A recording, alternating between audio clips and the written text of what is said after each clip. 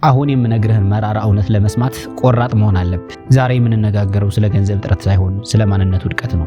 ብዙዎቻችን ለምን ድሃ ሆንኩ ብለን ሰማዩን እናያለን። መልሱ ግን ያለው በየቀኑ ራሳችን በምንፈጽማቸው ስውር ወንጀሎች ውስጥ መሆኑን ይባላል። አዎ በራሳችን ወይም በራስህ ህይወት ላይ የምትፈጽማቸው ወንጀሎች አሉ። ዛሬ የምንመረምራቸው 7 መጥፎ ልምዶች ልክ እንደ ምስጥ ሳታውቃቸው ወደፊት ቤትህን እያፈረሱት ያሉ የድህነት ጠሪዎች ናቸው። ይህ ቪዲዮ እንዲመች ተደርጎ የተሰራ የመዝናኛ ወሬ አይደለም። ይህ ቪዲዮ ህይወትህን እንድትቀጥል የተደረገ የድንገተኛ አደጋ ጥሪ መሆኑን ልብ ማለት ያስፈልጋል። እስከ መጨረሻው አብረኸኝ ካልቆየ ዛሬም ነገም በድህነት አዙሪት ውስጥ ለመኖር ራስህን ፈርደህበታል ማለት ነው። ምርጫው ያንተ ነው። እውነትን ሰምቶ መለወጥ ወይም በለመዱት ስቃይ ውስጥ መዝለቅ ያንተ ምርጫ ነው። አሁን የመጀመሪያው ገቢን ሳይሆን ወጪን መቆጣጠር የሚለው ነው። ይህ ልምድ አይምሮህ ዛሬ ብቻ ብላ የሚል የሱስ ስሜት ይተበትበዋል። ገቢ ሲጨምር ፍላጎት አብሮ የሚጨምር ከሆነ አንተ ለገንዘብ የምትሰራ ባሪያ እንጂ ገንዘብ የምታዝ ጌታ አይደለህም። በሀገራችን ሰው ምን ይለኛል የሚል ደዌ ህዝባችን የድህነት ቁራኛ አድርጎታል። ኪሳችን ባዶ ሆኖ ለሰርግ ለልብስና ለታይታ የምናወጣው እያንዳንዱ ሳንቲም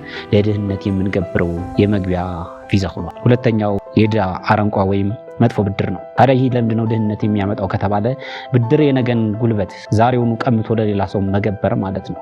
ለፍጆታ እቃዎች የምትበደረው እያንዳንዱ ብር ወደፊት በነፃነት የመኖር እድልህን በሰንሰለት ያስርብሃል። ዕዳ የነፃነት ጠላት ነው። በሀገራችን ዕዳ የሌለበት ሰው የለም የሚለው የተሳሳተ ብሂል ሰዎችን በብድር አረንቋ ውስጥ ሆነው እንዲዘፈቁ አድርጓቸዋል።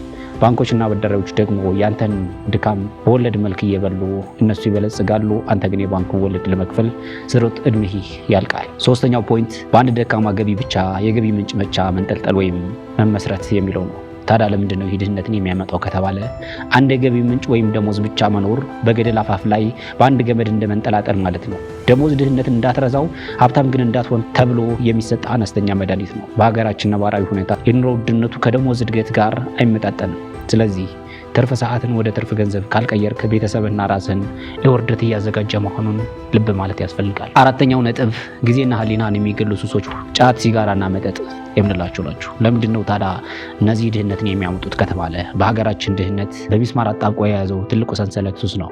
ጫት መቃም፣ ሲጋራ ማጨስና መጠጥ መጠጣት የገንዘብ ብክነት ብቻ አይደሉም፣ የጊዜና የጤና ሽያጭ ናቸው። አንድ ቃሚ ቢያንስ በቀን ከ4 እስከ 6 ሰዓታትን በምርቀና ስም ይገላል። ያ ማለት በአንድ ዓመት ውስጥ ከ2000 ሰዓታት በላይ በአየር ላይ ይበትናል እንደማለት ነው። ስለዚህ ለጫትና ለሲጋራ የምታወጣው ሳንቲም በቀን አስበው። በወር ሲሰላ የአንድ ቤተሰብ ቀለብ ይሆናል። በዓመት ሲሰላ ደግሞ የአንድ ቤት መስሪያ ቦታ ይገዛል እንዲህ ይባላል። ከገንዘቡ በላይ ግን ሱስ አይምሮህን ያደነዝዘዋል፣ ለስራ ያለው ጉልበት ይበለዋል። ሱስ ያለበት ሰው ነገን ማለም አይችልም። ምክንያቱም አይምሮ የተሰራው ዛሬ ለሚያገኙ ቅዠት ብቻ ነው። ያለም ደግሞ በሀገራችን ወጣቶች ላይ የተጫነ የድህነት ቀንበር ነው። ከዚህ ሰንሰለት ያልወጣ ሰው ሀብታም መሆን ቀርቶ ራሱን መቻል አይችልም። ስለዚህ አምስተኛው ፖይንት ደግሞ የወሬ አዙሪት ወይም እና የታላቅነት ጠላት የምንለው ነው።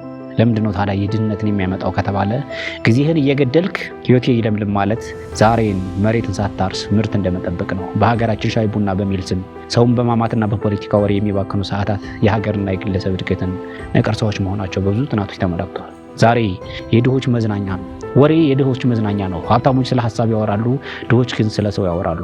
ስለዚህ በየመንደሩና በየካፌ ቁጭ ብለህ ስለማይመለከትህ ሰው ወሬ ስታወራ ያ የምታወራለት ሰው ግን የራሱን ህይወት እየገነባ ነው። ሶሻል ሚዲያ ላይ የምታጠፋው ሰዓታት ለሌሎች ሰዎች ሀብት እየገነቡ ያንተ ደግሞ እያደቀቁ ነው። በየቀኑ የምታባክነው 1 ሰዓት በአመት ውስጥ 365 ሰዓታት ይሆናል።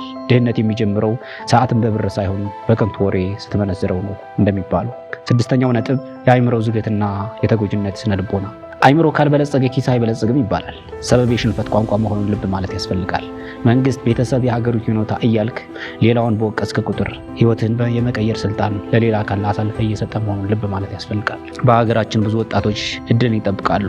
እድል ግን የምትመጣው ለተዘጋጀ ሰው ነው። ድሃ ሆነህ መወለድ ያንተ ጥፋት ላይሆን ይችላል። ድሃ ሆኖ መሞት ግን ያንተ ምርጫ መሆኑን ማወቅ አለብህ። 7ኛውና የመጨረሻው ነጥብ የድሆች መንደር ወይም አሉታዊ ሰዎች ጋር መጣበቅ የሚለው ነው። አሉታዊ ሰዎች ህልም ገዳዮች ናቸው። 5 ድሃ ጓደኞች ካሉ 6ኛው አንተ ነህ የሚባለው አባባል መራራ እውነት ነው። በሀገራችን አትለፍብኝ የሚል አይነት መቀኝነት አብሮ የመስጠም ስሜት በሰፊው ይታያል። ስለዚህ ከነዚህ ሰዎች ካልተለየ ያንተ ማድማስ እንደነሱ ጠባብ ሆኖ ይቀራል። ስኬታማ ሰው ለመሆን ከፈለግ ስኬታማ ሰዎችን ፈልግ። በመጨረሻ አሁን ምርጫው ያንተ ነው። ይህንን ቪዲዮ ዘግተህ ወደ ቀድሞ የሰበብና የወሬ የሱስ ህይወት መመለስ ትችላለህ፣ ወይም ደግሞ ዛሬ የመለውጫ ቀን አድርገህ መነሳት ትችላለህ። ድህነት እስር ቤት ነው፣ ቁልፉ ደግሞ በእጅ ላይ ነው። በቁጭት ተነሳ። ለራስና ለቤተሰብህ ለሀገር ስትል ከድህነት አዙሪት መውጣት ግዴታ እንጂ ውዴታ አይደለም። ዛሬ የምትወስናት አንዲት ትንሽ የዲሲፕሊን እርምጃ ነገ ትልቅ የነፃነት በር ትከፍትልሃለች። ይህ ቪዲዮ ገንዘብ የምታገኘው በጉልበት ሳይሆን በአይምሮ መለወጥ ነው የሚል ጭብጥ የያዘ ነው። ድህነትን አሸንፈህ ሀብታም ለመሆን መጀመሪያ ድሃ አመለካከትና ሱስህን ተራ ወሬህን መግደል ያስፈልጋል። ይህ ቪዲዮ እንዲደርስ የሆነው በአጋጣሚ አይደለም፣ ለለውጥ ዝግጁ ስለሆንክ እንጂ። ስለዚህ አሁኑን እለወጣለሁ ብለህ ቃል ግባ። ሰብስክራይብ ካላደረግ ይህንን ጠቃሚ ቻናል ሰብስክራይብ አድርገህ ቤተሰብ ሁን እና በየቀኑ ራስህን ገንባ። አንተ ለታላቅነት የተፈጠርክ እንጂ ለድህነት የተገበርክ አይደለህም። ስለዚህ